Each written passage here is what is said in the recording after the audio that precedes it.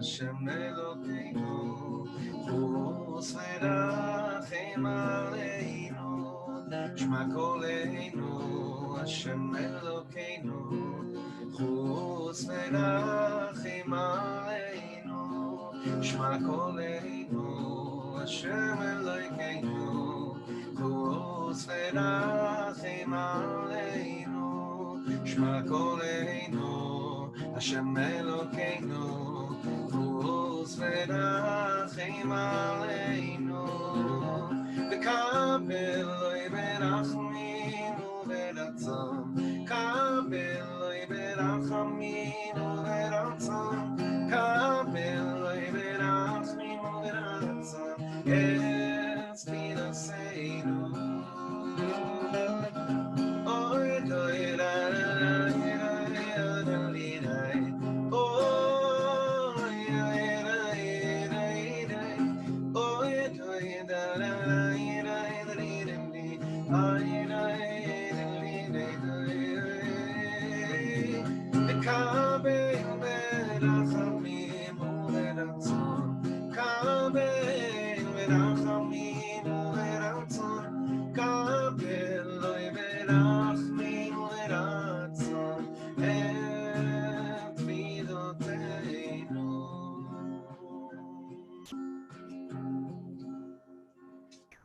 All right, Chevra, welcome. Thank you for being with us again.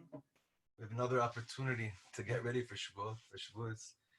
You can feel it in the air already, wherever you are. This has been one of the most intense Sfirot HaOmer that I remember. And it seems that the opportunities that each day is offering us is just infinite, just doesn't end.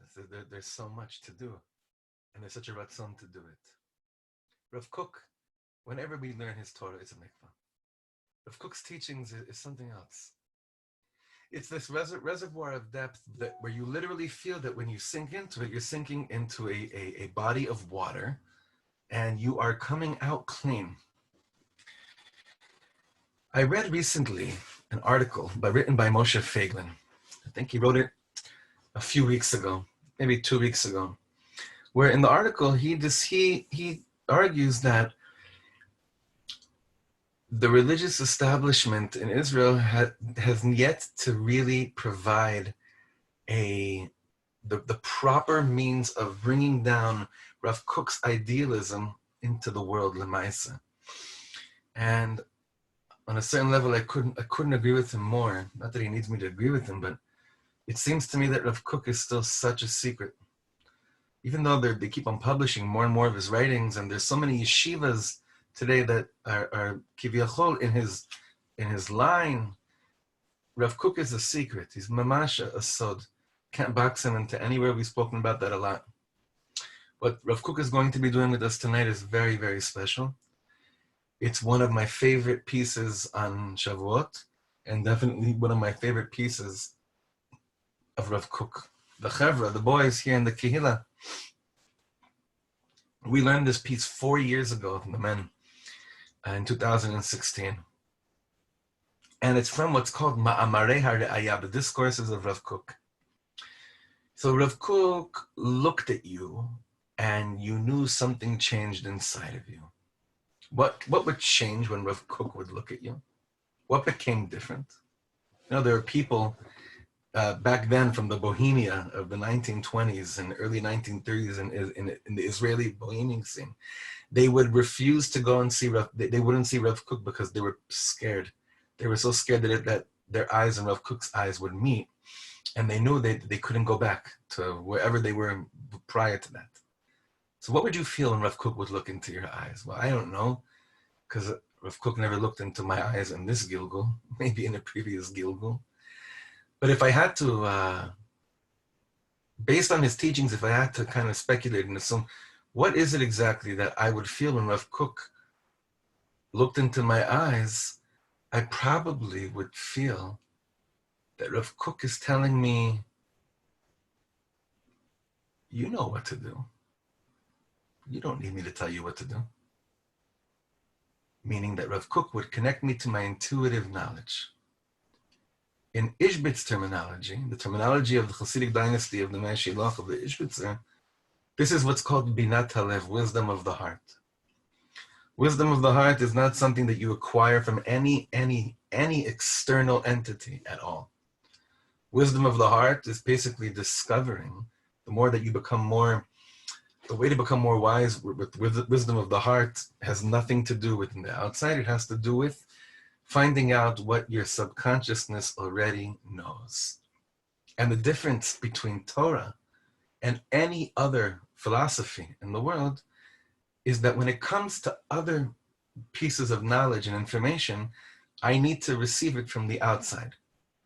But what all the tzaddikim tried to do, even with all the Torah lessons they provided for us, every Torah teaching really essentially is directing us to say, to go inside and say, look, everything I told you, this is theoretically is holy and right, but you want to own it?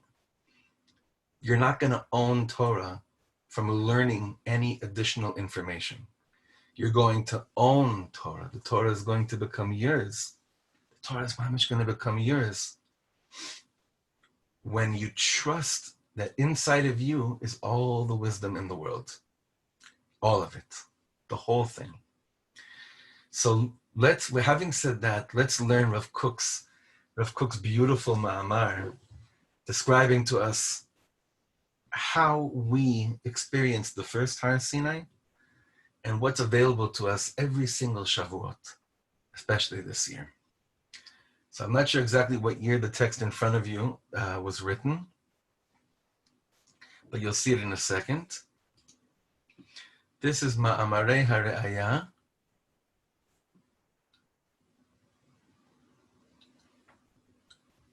Shkoyach. Okay.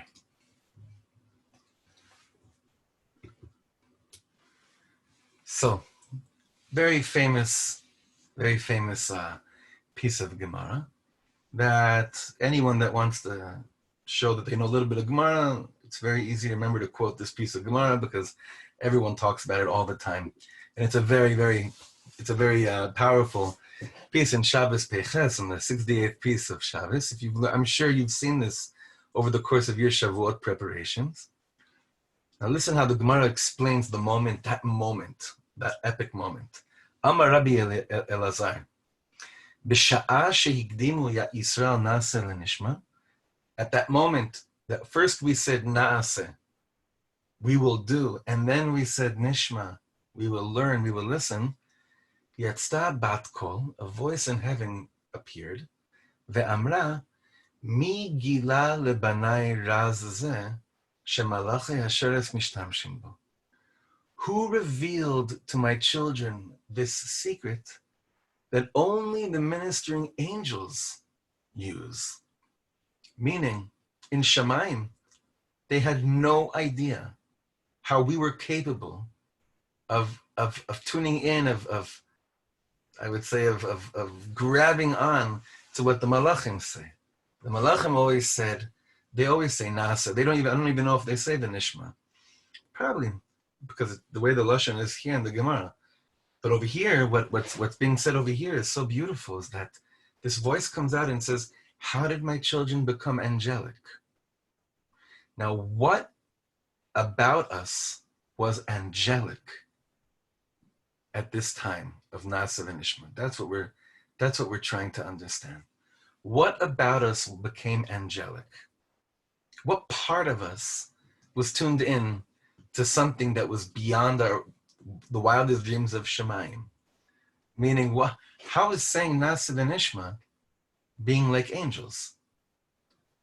So Rav Kook says like this, and even if you've learned this piece before, this piece is so important to chazer over, to repeat, to go over so many times, because this piece is going to build us up.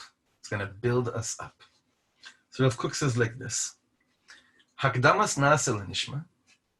First saying Naase, meaning first subduing our own, whatever our will is, and saying, we're with you, Hashem, we'll do what you say, and then saying the word Nishma.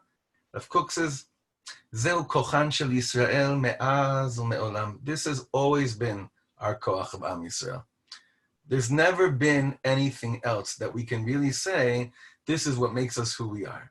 Rav Kook says, this thingy, this inyan that Am Yisrael said, is what made Am Yisrael always as powerful as they are, no matter what. Zeu kocham shel Yisrael me'az u'me'olam. This has always been our power, our strength. Why? Mipnei she'anu chashim bekirbeinu. Second line, שבמעמקי הטבע של כל מעותינו, כל קדושת היהדות צפונה. Rav Kook says something so beautiful. He says, we sensed, through saying Naase Venishma, we sensed in our bekirbeinu, deep down inside of us, שבמעמקי הטבע, that in the depth of our nature is our essence. Kol kedushat hayahadut tzfuna. All the holiness of Yiddishkeit is hidden, and it's right there. We sense this. We sense that we were made of something else. The holiness of our Yiddishkeit is deep down inside. And it'll get clear in a second. Ve'im anu chashim ezo chalishut bigvurata benogea lenafshenu. And if we sense some kind of a weakness in our Yiddishkeit's gvura in regards to the soul, we first of all, what do we have to do? Lehit orer, to wake up, liyot ne'emanim le'atzmeinu. We have to be faithful and true to ourselves. Okay. So you know how in today's world of workshops, this is a very common concept where the goal is to become ne'eman la'atzmecha, faithful to yourself. So how does usually, unfortunately, the way the world does it is that they first break you down, and then you realize how weak you are, and then you say, okay, now I'm being faithful to myself, I know my weaknesses, and I'm going to grow from here. Rav Kook says to us something very, very interesting, very, very powerful. He's saying, if you want to know if you're being faithful to yourself, a yid, the shaila is very simple. The question's simple. Are you awake? Are you awake? Now, what does it mean to be awake? What does it mean to be aware? And this is the question that, it's amazing. As much as we have to believe in Am Yisrael and in Kedushat Am Yisrael, oh, Yibona Shalom, I want to believe that we're awake. It would be beautiful to feel that we're all awake, but to really, really believe that we're awake, we have to do the following thing. Nena'er et atzmeinu mikol hitkachshut atzmit. We have to shake ourselves out of any self-denial. So self-denial can be, what's today's greatest self-denial? On a national level, is that, we know we're special, but really, in essence, there's nothing really that different than us, from us to the rest of the world. And if we do say we're different, we're racist. That's what the world has done with it. Rav Kook says, you must shake yourself out of any self-denial, and only then, neda lehagen bigaon, we will know how to protect in the wisest way, al hatzivion shelanu, on our character. Am Yisrael has to wake up and defend its character, meaning Am Yisrael has to find out what its character really is. Am Yisrael has to be in touch with its intuitive knowledge. I'll tell you this much, Chavra. For those of us living in Eretz Yisrael, the way that we are being portrayed by our own people on every level in the media's eye has nothing to do with our true character. You have certain tzaddikim, Hashem Mamish, planted at the right time, like Sivan and Yedidia and Meir, that are, trying to sprinkle little bits of Kedusha in this very, very tameh world called the Israeli media. But it's amazing that the way that Israel is portrayed in our own eyes and to the world has very little to nothing to do with what our true character really is. So these words are very, very shayach today. Rav Kook says you got to shake yourself out of self-denial. Well, what's the greatest self-denial? What's the greatest self-denial? The greatest self-denial is that I have to run somewhere else to receive help. That's the greatest self-denial.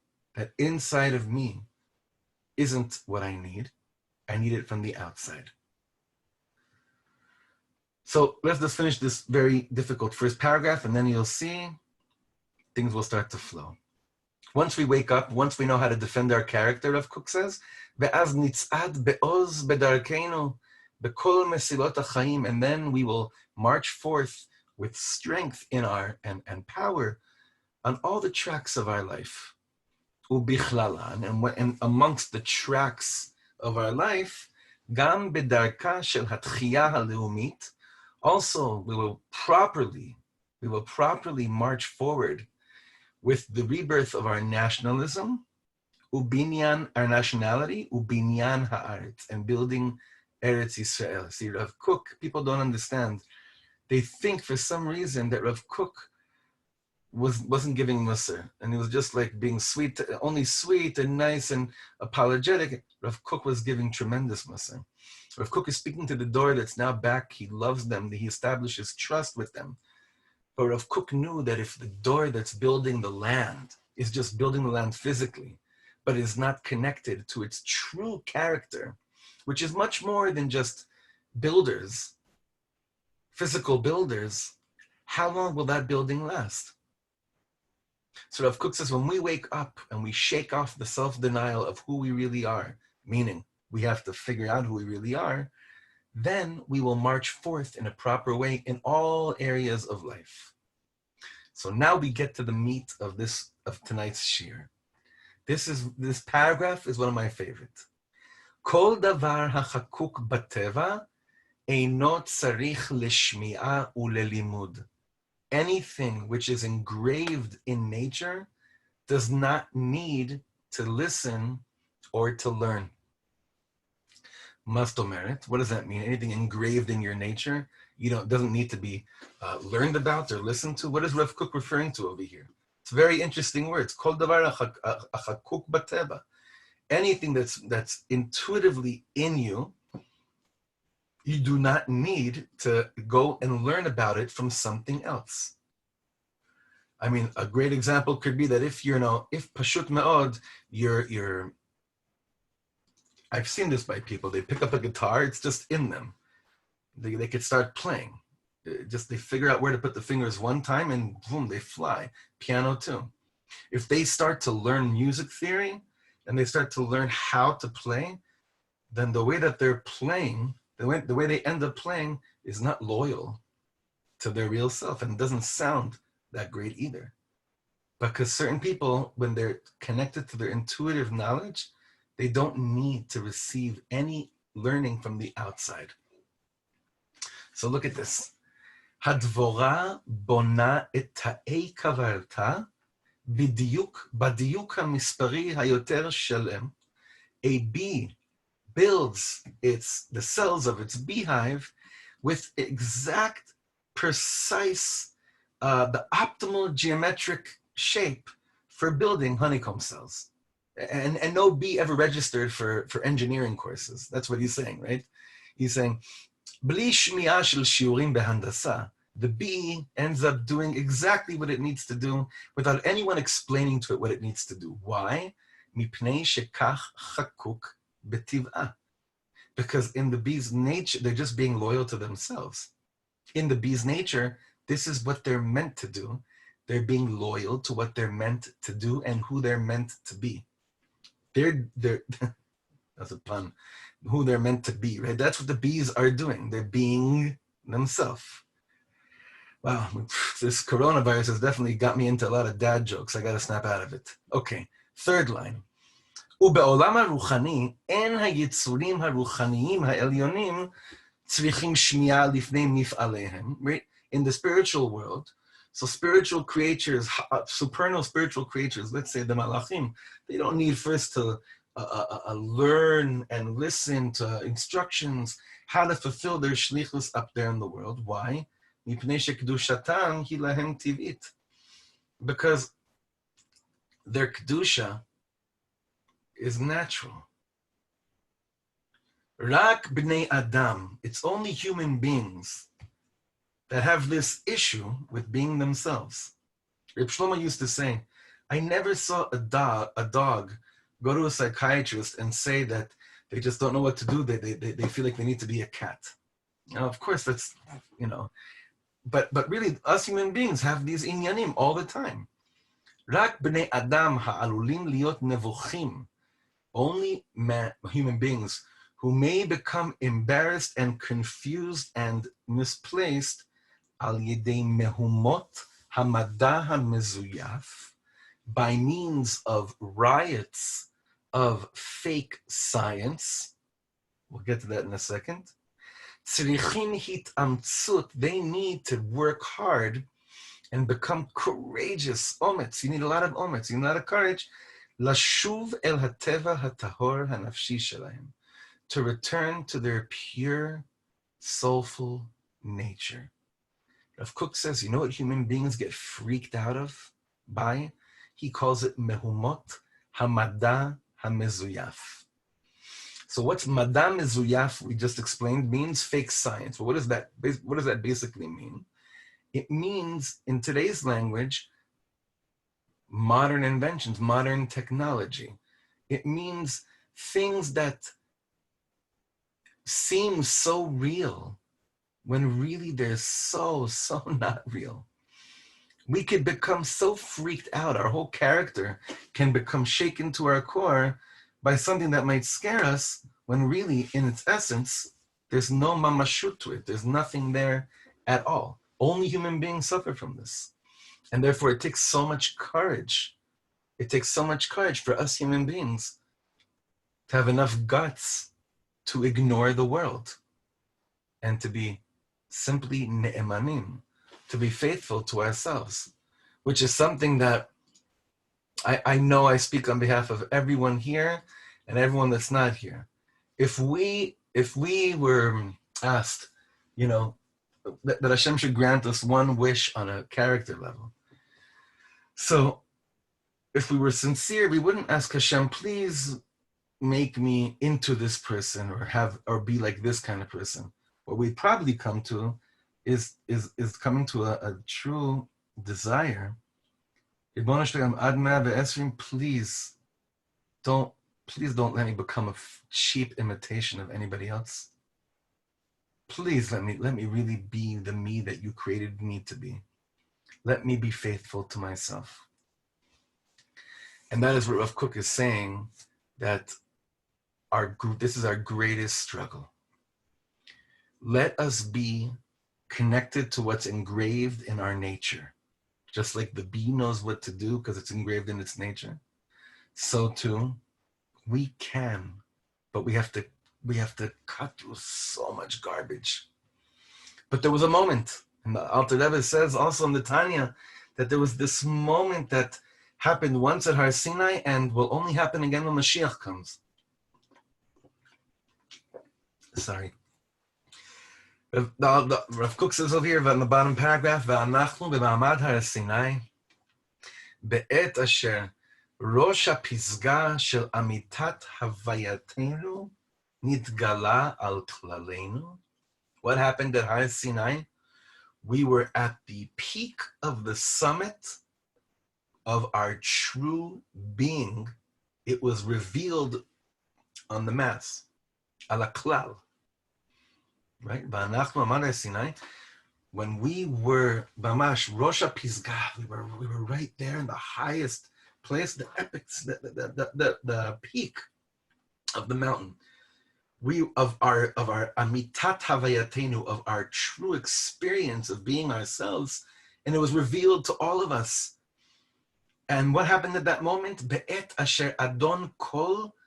At that moment, the master of everything, nigla aleinu, he revealed himself be'ir pulei tohar, in through mists of purity.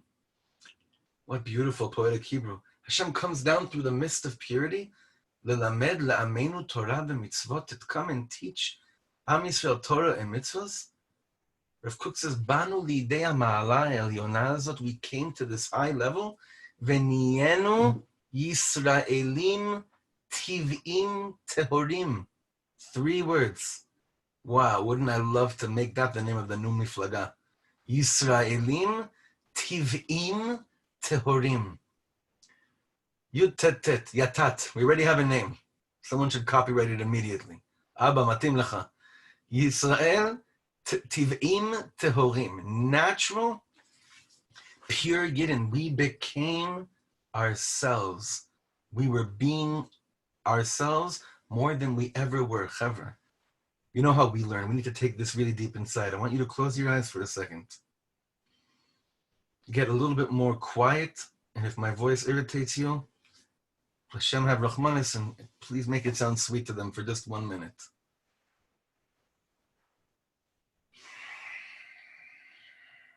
When was the last time we truly felt that we were being 1,000,000% ourselves?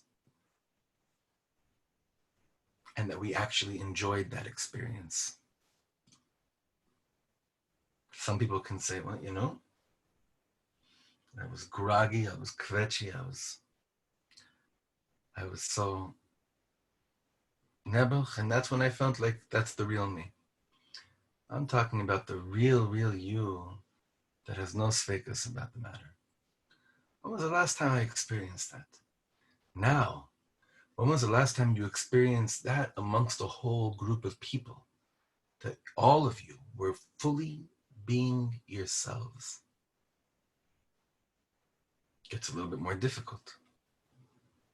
When was the last time you were in a shul and you felt that the whole community, whoever walked into that door in order to do the work of Avodat Hashem, that everyone was discovering and feeling totally present with the true sense of self?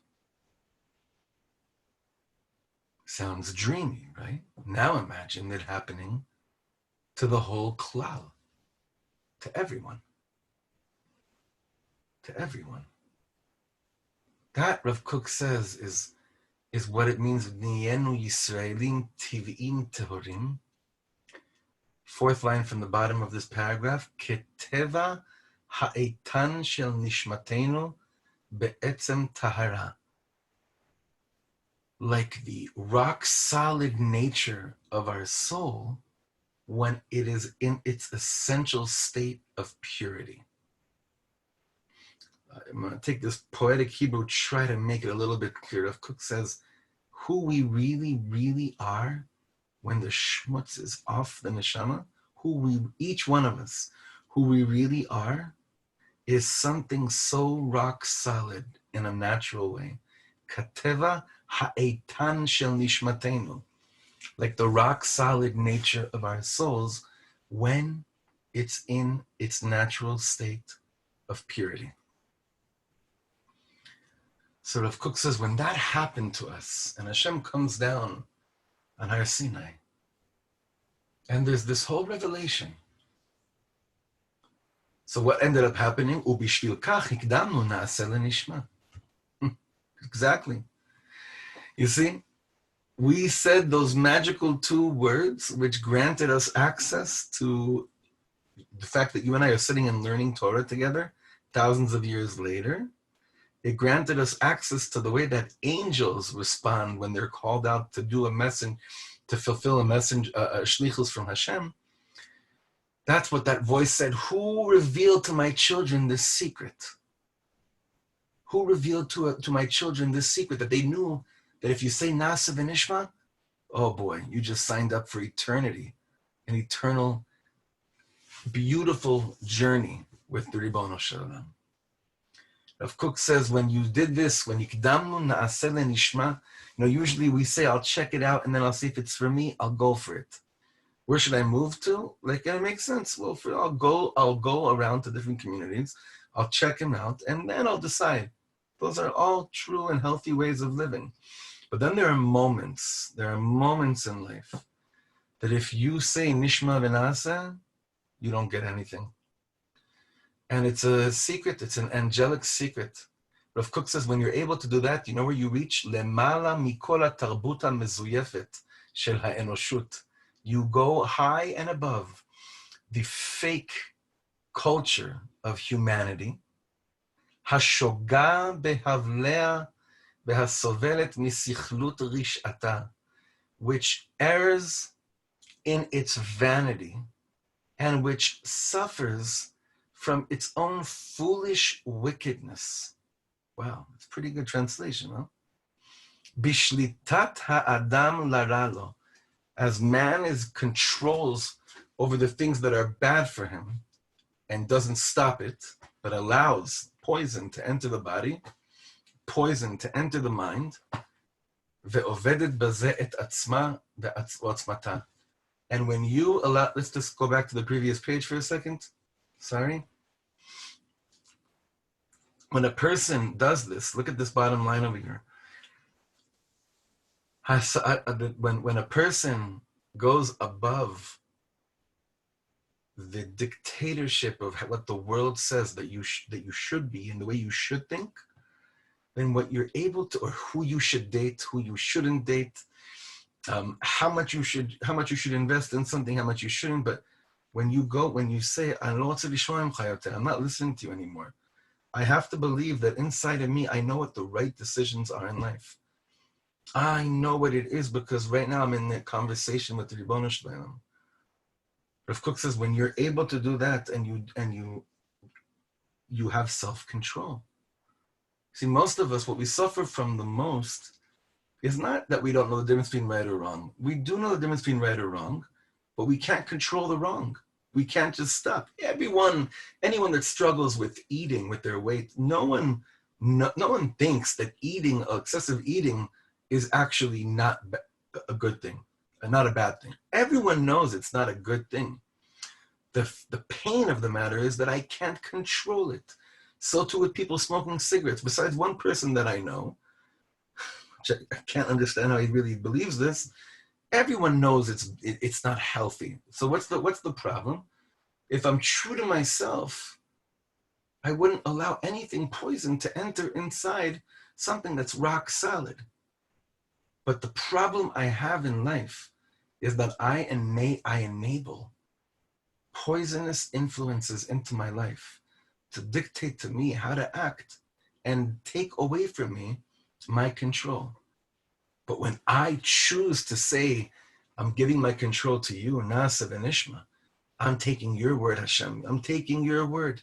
I'm inviting the love in. I'm just trusting you. You become the most powerful person in the world. The world might look at you and say, what a weak person you are. You need God. You need to follow other orders. You don't feel confident enough in just doing what you feel like doing. And we say, are you kidding me? Once I subdue my own ego, and once I stand before God, while God is standing before me, and I say, I love you and I trust you because I know that you love me and you trust me, I become the most powerful person in the world. And then, slowly, each bad habit becomes removed from me. Why? Because I'm in touch with the etzem of my neshama. I'm in touch with the essence of who I am. I am in touch with me. And when I am in touch with me, no one can touch me. And what the tzaddikim too, I think that what the Baal Shem Tov brought down, one of the things the Baal Shem Tov HaKadosh brought down to this world is that when he looked at you, you knew he saw you. But that wasn't enough for you or for the Baal Shem Tov. Because the Baal Shem Tov didn't really need to be able to see you for your sake. He needed you to see you. He needed you to feel like you. How does a Jew get to know and feel who they are? V'talmud Torah keneged kulam. By jumping, Reb Chaim David has such a great song called Jump into the Sea of Torah.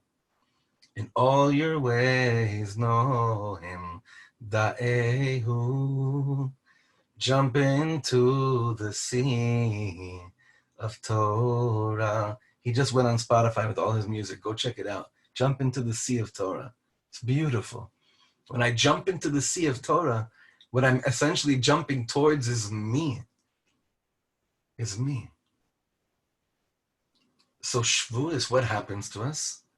The gates again are open for what? What does it mean the gates of receiving the Torah are open again? Let's just coin it a little bit differently. What gates are opened on Shavuos?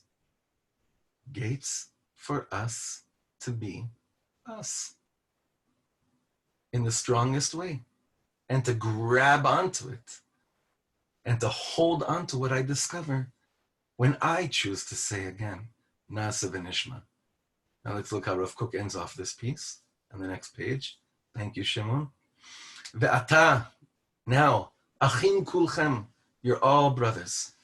Tzeirim v'zkenim, young and old. Beteufa amitza. Who uses such words? Teufa amitza.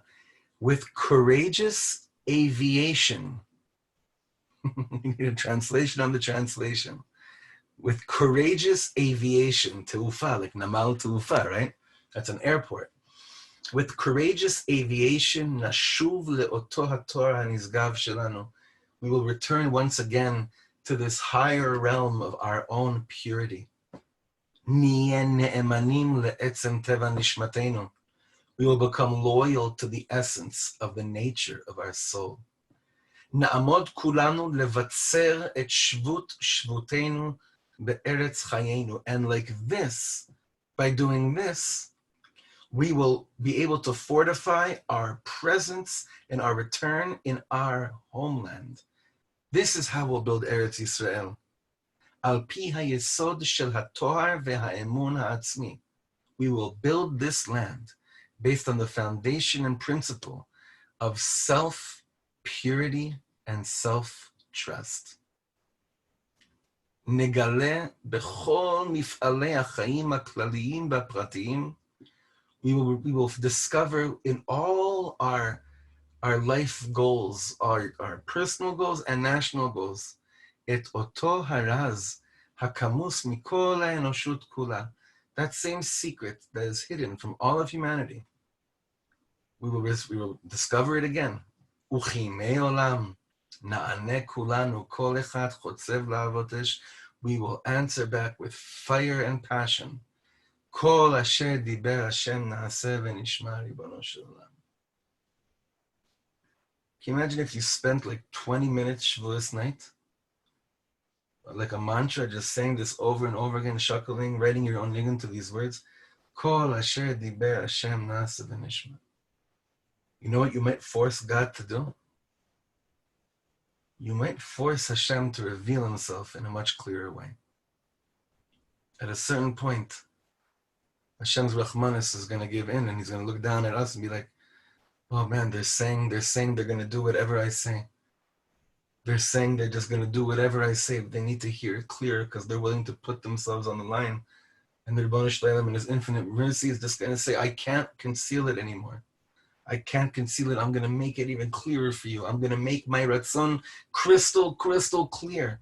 Crystal clear. Can you imagine if thousands of us this Shavuos just got together on our own, because we can't get together so much in public, and we just repeated over and over again, Belev Shalem, Hashem, we're being ourselves. We're attempting to courageously jump towards being ourselves again.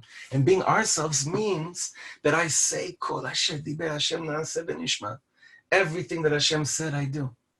I'm going to do it. The Naase Venishma. Hashem Yisbarach is going to see thousands of us say this Shavuos night. And his infinite compassion is going to just have to come down on us and say, like, I'm not going to make it hard for them anymore. I'm going to make it clearer to them. I'm going to take all the camps, all the Haredi camps, the Tilmi, the Tilite, yes, conservative and reform, all people that are halachically Jewish, but really the whole world, eventually. And I'm going to I'm going to remove the mask, because they're saying Naase Venishma. They're saying we're all in. We're not making any alternate plans other than just being with you. We're all in.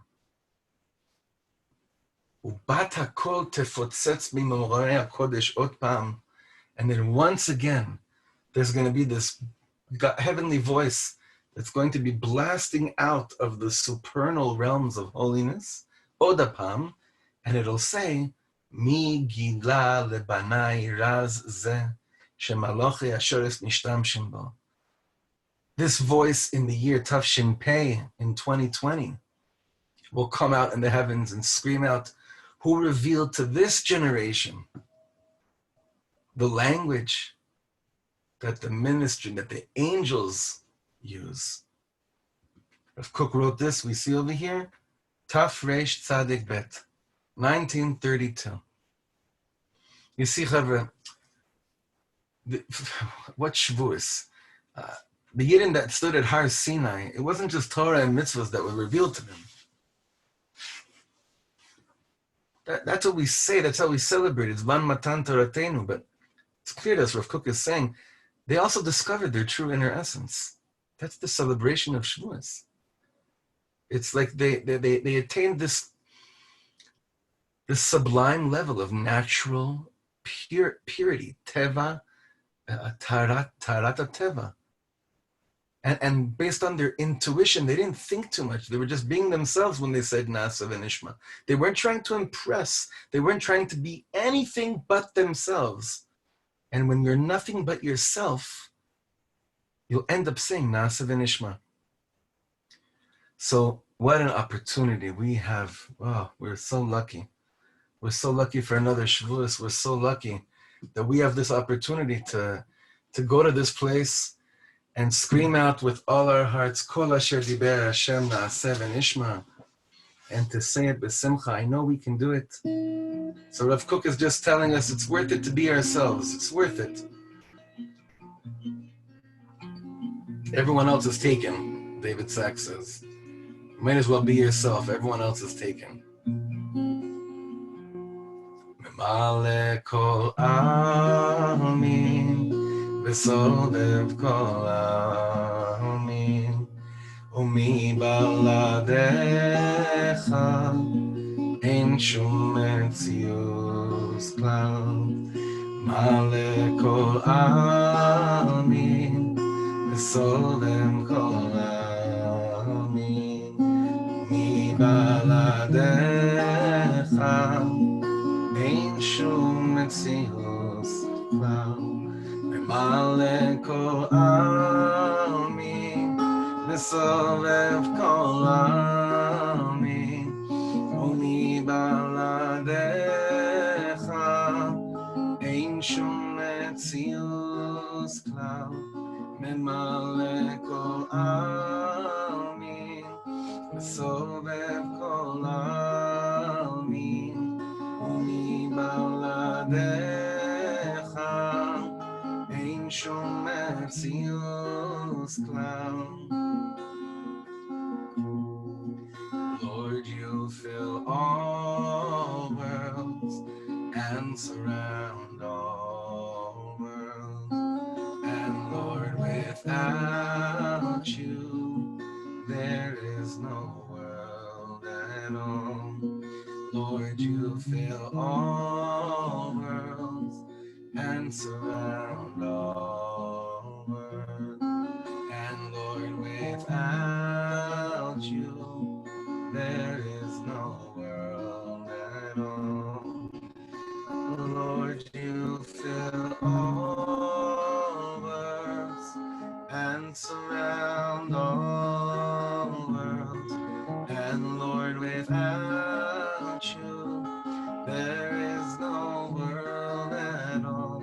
Memale kol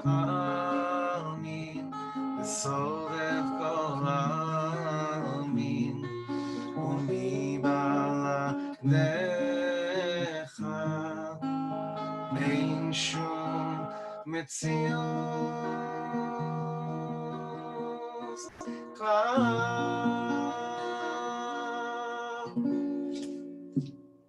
Thank you everyone for being with us. Laila Tov, Yom Tov, Good Yantiv. Hopefully we'll get to learn again before Shavuos.